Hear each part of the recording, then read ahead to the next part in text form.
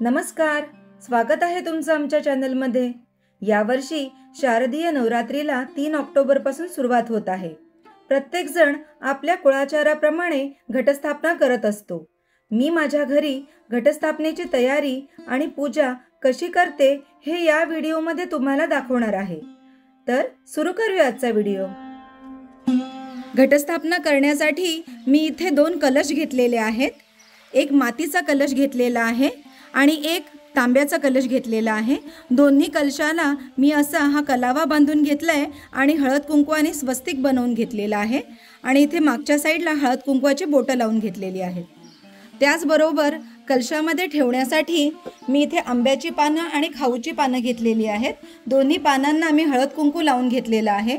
तुम्ही दोन्ही आंब्याची किंवा दोन्ही खाऊची पानंही घेऊ शकतात। नंतर कलशात घालण्यासाठी मी हळकुंड घेतलेला आहे। ही सुवासिक मोगऱ्याची फुलं घेतलेली आहे, सुपारी घेतलेली आहे, पैसा घेतलेला आहे आणि हळद कुंकू घेतलेला आहे।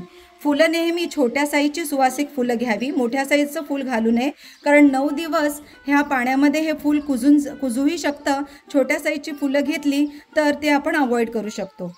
आता इथे रुजवण करण्यासाठी मी सप्तधान्य घेतलेलं आहे।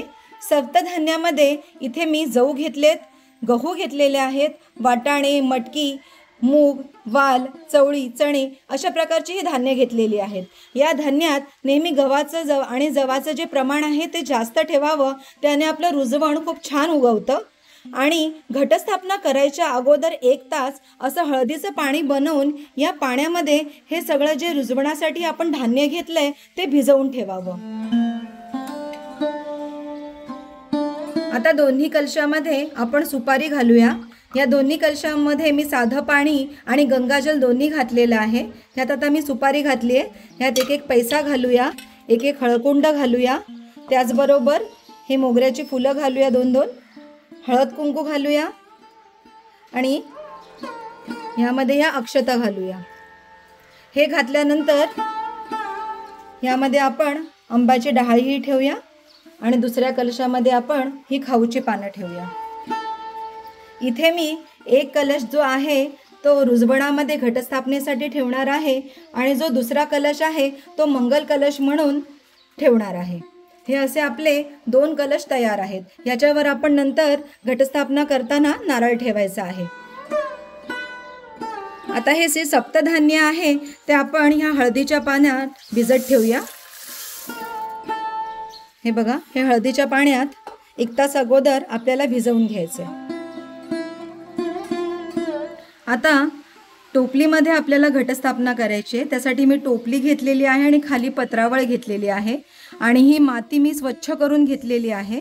आता या मातीचा आपल्याला एक लेयर इथे बनवायचा आहे। इथे आपण माती अशी व्यवस्थित पसरवून घेऊया, अशी चारी बाजूने, आणि मध्ये आपल्याला कलशाच्या स्थापनेसाठी थोडी जागा ठेवायची आहे। हे बघा,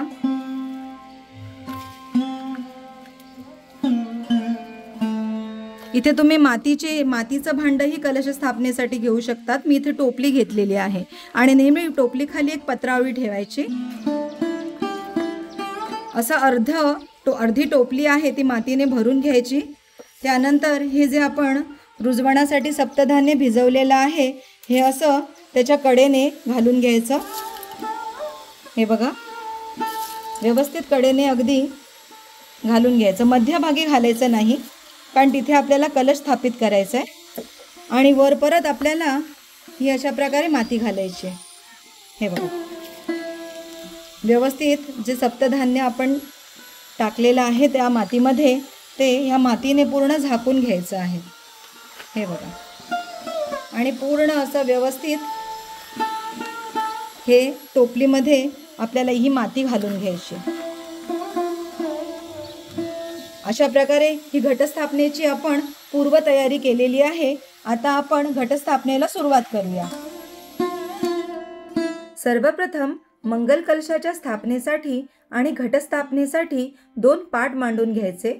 नंतर त्यावर लाल वस्त्र टाकून तांदूळ आणि हळदी कुंकवाच्या साह्याने अष्टदल कमळ काढून घ्यावा। त्यानंतर अखंड दिवा स्थापित करण्यासाठी एका प्लेटमध्ये तांदूळ घेऊन त्यामध्ये स्वस्तिक काढून घ्यावा। अखंड दिवा हा 9 दिवस आपल्याला प्रज्वलित ठेवायचा आहे. तर 9 दिवसाला पुरेल अशा अंदाजाने अखंड दिव्यामध्ये वात घालून घ्यावी.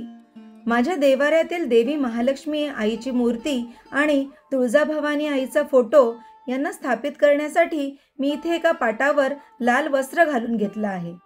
नंतर आपल्या देवाऱ्यातील देवांचा अभिषेक करण्यासाठी एक ताम्हण, पंचामृत आणि पाणी घ्यावं. आपल्या घरातील जे देवांचे टाक आहेत त्यांची स्थापना करण्यासाठी नागवेलीची पानं देवाऱ्यामध्ये 2 पानांची एक जोडी याप्रमाणे ठेवावी आणि या पानांच्यावर प्रत्येकी एक टाक ठेवावा आणि त्यांची पूजा करून घ्यावी. नंतर पुढच्या 9 दिवसात देवाऱ्यातल्या टाकांना हलवू नये, कारण नवरात्रीच्या 9 दिवसात फक्त घटाची पूजा करत असतो. नंतर कलशात स्थापन करण्यासाठी 2 नारळ घ्यावेत. त्यावर हळद आणि कुंकू व्यवस्थित लावून घ्यावं. त्यानंतर मंगल कलशाच्या स्थापनेसाठी देवीचा सुंदर असा मुखवटा घेऊन देवीला घालण्यासाठी सुंदर वस्त्र, दागिने, वेणी, कमळ या सर्व वस्तू एका ताटात काढून घ्याव्यात. घरातील सर्व देव स्वच्छ करून छान उजळवून घ्यावे.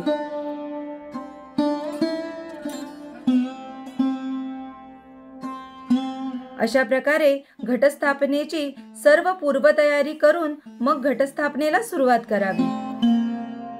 सर्वप्रथम मंगल कलशाच्या स्थापनेसाठी देवीचा मुखवटा नारळाला व्यवस्थित बांधून तो कलशामध्ये स्थापन करून घ्यावा आणि देवीला वस्त्र, आभूषणे घालावीत. देवीला वेणी घालून नंतर हा मंगल कलश तांदळाचं जे अष्टदल कमल आपण काढलं आहे त्यामध्ये स्थापन करावा. त्यानंतर अखंड दिव्याला तांदळाच्या स्वस्तिक काढलेल्या प्लेटमध्ये स्थापन करावा आणि तो प्रज्वलित करून घ्यावा. दिव्याची पूजा करून घ्यावी. नंतर देवाऱ्यातील सर्व देवांचा अभिषेक करून त्यांची पूजा करावी. नंतर ज्या टोपलीमध्ये माती आणि रुजवण आपण घातलेला आहे ती टोपली पत्रावळी सोबतच अष्टदल कमल काढलेल्या पाटावर ठेवावी. त्यानंतर टोपलीत मध्यभागी मातीच्या कलशाची स्थापना करून कलशाची पूजा करून घ्यावी आणि कलशाला वेणी घालावी. कापसाचे वस्त्र देखील कलशाला घालून घ्यावे. नवरात्रीच्या पहिल्या दिवशी नागवेलीच्या पानांची माळ घटाला घातली जाते, म्हणून 9 नागवेलीच्या पानांची माळ बनवून घ्यावी आणि ती घटाला घालावी. नंतर घटाला हात लावून देवी आईची प्रार्थना करून देवी आईला आपल्या घरी सूक्ष्म स्वरूपात स्थानपन्न होण्याची प्रार्थना करावी. आपल्याकडे जी देवींची पुस्तकं आणि दुर्गा सप्तशती पाठाचे जे पुस्तक असेल त्याचे देखील एका बाजूला पूजा करून घ्यावी. नंतर देवीची ओटी भरून घ्यावी आणि देवीला नैवेद्य दाखवावे. अशा प्रकारे संपूर्ण घटस्थापनेची पूजा व्यवस्थित करून मग सर्व कुटुंबियांबरोबर देवीची आरती करून घ्यावी. 9 दिवस देवीला 9 प्रकारच्या विविध फुलांच्या माळा आणि 9 प्रकारचे नैवेद्य अर्पण केले जातात. अशा प्रकारे आपण 9 दिवसात देवीची व्यवस्थित पूजा अर्चना करावी आणि नैवेद्य दाखवावे. देवीची रोज संध्याकाळी आरती करावी आणि देवीची सेवा करावी. या पद्धतीने या व्हिडिओमध्ये मी नवरात्रीच्या घटस्थापनेची तयारी आणि पूजा कशी करावी हे तुम्हाला सांगितलं आहे. तुम्हाला हा व्हिडिओ कसा वाटला याबद्दल तुमच्या प्रतिक्रिया मला कमेंट्समध्ये नक्की कळवा. तुमच्या कमेंट्स माझ्यासाठी खूप महत्त्वाच्या आहेत. व्हिडिओ पाहिल्याबद्दल तुमचं मनपूर्वक आभार. पुन्हा भेटूया नवीन व्हिडिओमध्ये. धन्यवाद.